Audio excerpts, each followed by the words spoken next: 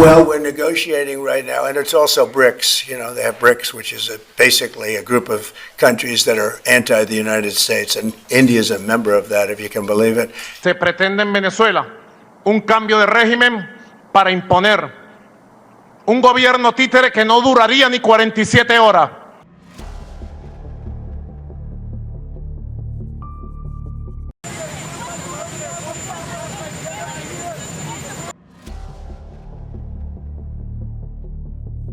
Speaking to the press at Joint Base Andrews, U.S. President Donald Trump accused Venezuela of illegally taking oil from the United States. Well, we're negotiating right now, and it's also BRICS. You know, they have BRICS, which is basically a group of countries that are anti the United States, and India is a member of that, if you can believe it. It's an attack on the dollar, and we're not going to let anybody attack the dollar. So it's partially BRICS, and it's partially the trade situation. It's the deficit. We had a tremendous deficit. So, as you know, Prime Minister Modi is a friend of mine, but they don't do very much business in terms of business with us. They sell a lot to us, but we don't buy from them. You know why? Because the tariff is so high. They have one of the highest tariffs in the world. Now they're willing to cut it very substantially, but we'll see what happens. We're talking to India now. We'll see what happens. It doesn't matter too much whether we have a deal or whether we charge them a certain tariff. While Venezuelan President Nicolás Maduro blamed Trump for revealing his true motives after the statement made at Joint Base Andrews that Venezuela had stolen U.S. oil, land, and other assets. Y lo que ha sucedido el día de ayer y hoy, cuando el gobierno de los Estados Unidos dice que le pertenecen a ellos y que los venezolanos le robamos el petróleo. O sea, que el petróleo venezolano le pertenece a ellos.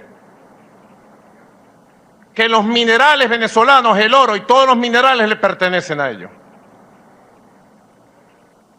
Y lo que nunca habíamos escuchado, que las tierras de Venezuela le pertenecen a ellos y se lo tenemos que devolver de manera inmediata.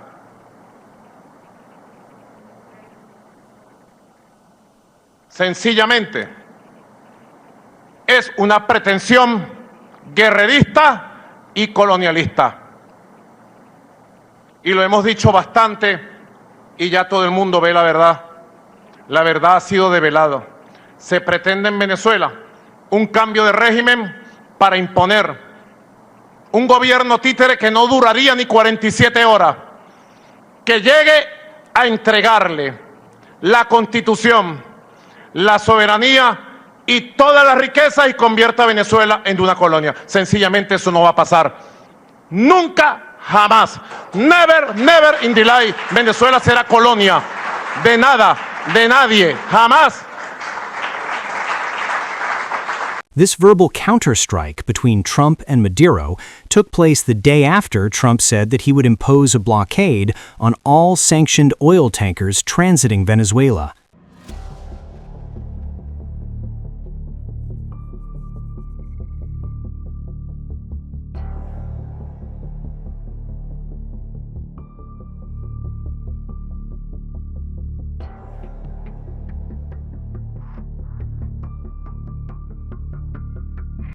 Before this, Donald Trump shared his views on his Truth Social platform that Venezuela was surrounded by the largest armada in South American history, which will continue if Caracas does not hand back stolen oil and related assets.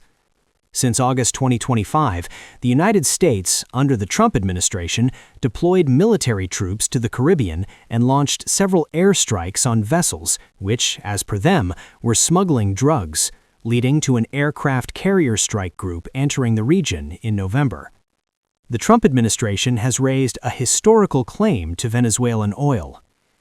As of December 18, 2025, the United States has conducted several lethal strikes on vessels in international waters, primarily in the Caribbean Sea and Eastern Pacific Ocean, to strike down boats alleged to be involved in drug trafficking linked to Venezuelan groups.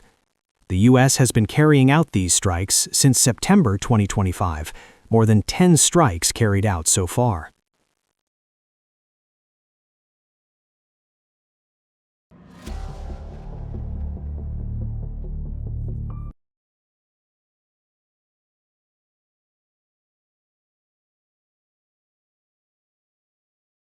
So far, approximately 25 to 26 strikes on vessels, resulting in at least 95 deaths, have taken place, all conducted by the U.S. under the leadership of the U.S. Secretary of War, Pete Hegseth, which mostly occurred in international waters near Venezuela or farther afield.